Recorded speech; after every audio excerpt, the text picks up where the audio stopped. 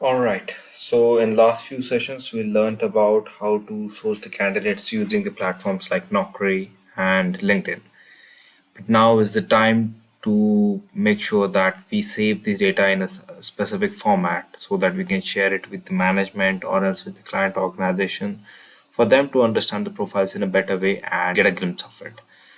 So we'll start beginning with creating a tracker for such kind of profiles. So I will show you how to create a sample tracker which you can utilize in your day-to-day life. I try to be simple. I try to use the simple tracker for each and every requisition that I work on. So this is the tracker that I personally use for all my day-to-day activities. So we'll begin with the serial number. Yeah, obviously this is one of the basic and mandatory column for each and every tracker. Going forward, we'll start with let's say role for which we are hiring. We can also include client just in case we are working for any consulting organization or a service-based company. In that case, we need to mention a client as well. So that's the choice of every individual recruiter. I generally prefer to mention the client as well. So going forward, name of the candidate,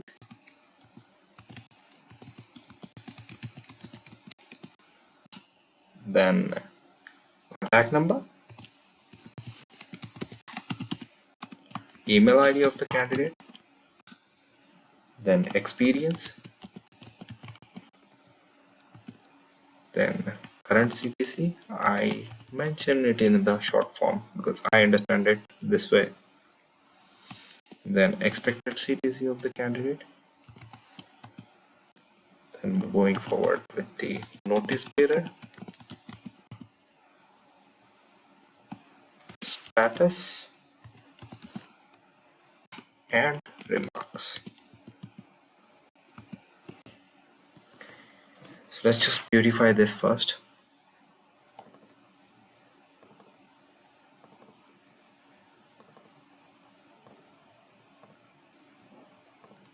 You can add as many columns as you think is required for your tracker. This is not mandatory though that you should be following this sample format only.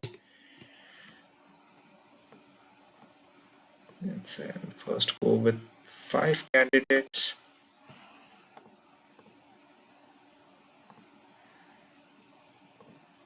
All bonus. Perfect. So this is how our basic tracker will look like, and that will depend upon client to client basis. Some specific clients will ask you to send the data in their specific format. So they'll be sharing the simple format for you.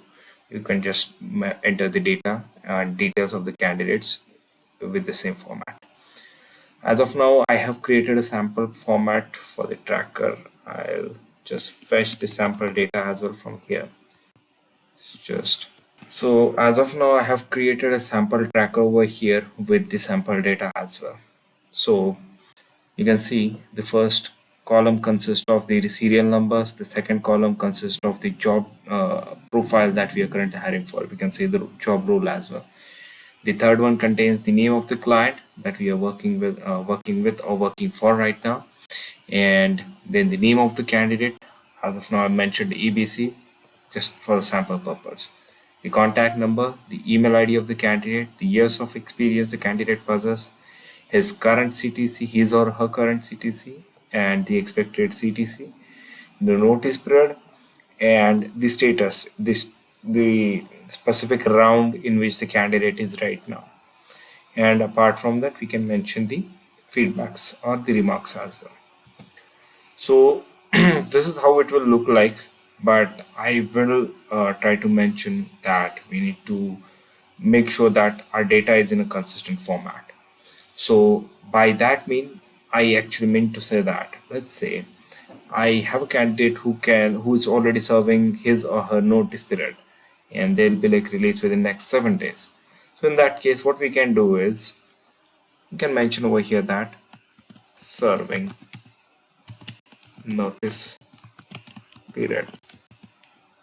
Okay, and we have shared this profile with the client, but in that case we also should know that what is the last working day of the candidate.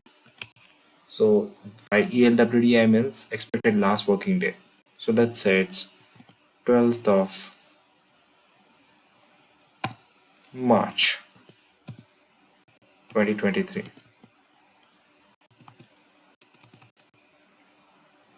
So let's say it's 12th of March 2023, right?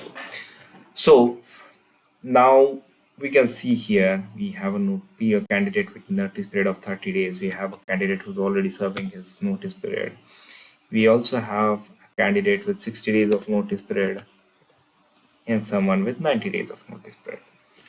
So let's say I can see that I have two candidates who have their notice period of 30 days, one candidate with 90 days of notice period, and one who is already serving the notice period. So now let's say if the client is asking for, can you please share, asking, let's say, can you please share me the list of the candidates who are already serving their notice period. So I cannot go through each and every single candidate and look at their notice period column itself. So in that case, what we can do is we can just make sure I have these many options. Serving notice period 13 days, 30 days, 60 days, 90 days, right? So these are the possible scenarios in which the candidate will fall in. So what we can do is we can select the entire column over here, go to the data tab over here, then we have an option called data validation. Just click here, click on the first option itself, that is data validation. Here you need to click on, or while you are like looking for the option below allow drop down list, select list, and in the source just click on this icon. After selecting that, select the entire range that you want to be in the pick list field and just hit enter. Now this values have been captured by Excel, and once you click on OK, now let's say I have another candidate here. Similar for Java developer role itself for the same client, for ABC as a name, with ABC as a name or anything. Let's say it's XYZ and any random number I'll take in, and XYZ @xyz.com, and let's say this candidate has an experience of 5 years with current CTC of 4 lakhs per annum, expecting 8 lakhs per annum. As soon as I do that and I come to the next column, I can see that there's a drop down list available over here. I'll just click on this down arrow and I can see all the options available.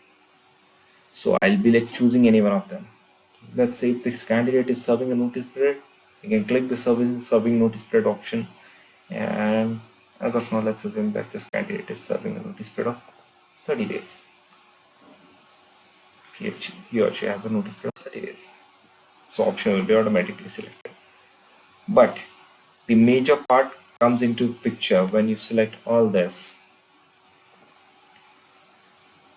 and you sort this data. Filter. After adding the filter, if you click 30 days, you can see only those candidates who have a notice period of 30 days. Right? So similarly, we'll try to do this same exercise for this tab, and that will be your task to do. I'll be sharing a sample data with you. I'll be sharing a sample tracker with you with this same session. You can download it from the downloads tab and you can do this exercise on your own. So now, as we have made the data consistent over here in our Excel sheet, so what we can do is we'll try to make sure that our data is available all the time. Let's say if I'm not working from my place, or else if I have a desktop but I want to work on this similar kind of data when I'm in the cafe, visiting outside, I'm somewhere else, not at my place. I don't have my system with me, but I have some random system with me through which I want to work on my data or else to work on my Excel sheet. So in that case, what I would recommend is You can create a Google Sheet for the same. So this application you can download from any browser, any sort of browser you can download it from. You can create a blank sheet on Google Sheets. You need to log into your Google account for the same though. And just paste it over here in your Google Sheets. So now this Google Sheet is shareable. So what you can do is you can share it with anyone. You can you can share it with anyone. Let's say I'll name this as tracker upload, and you can just mention anyone with the link and give the editor access. You can just copy this link, send it to myself on WhatsApp, or mail it to myself, so that I can at any point of time I will have access to all the data that I have created or else I have stored. So that's pretty much about this session, and I'll see you in the next session now.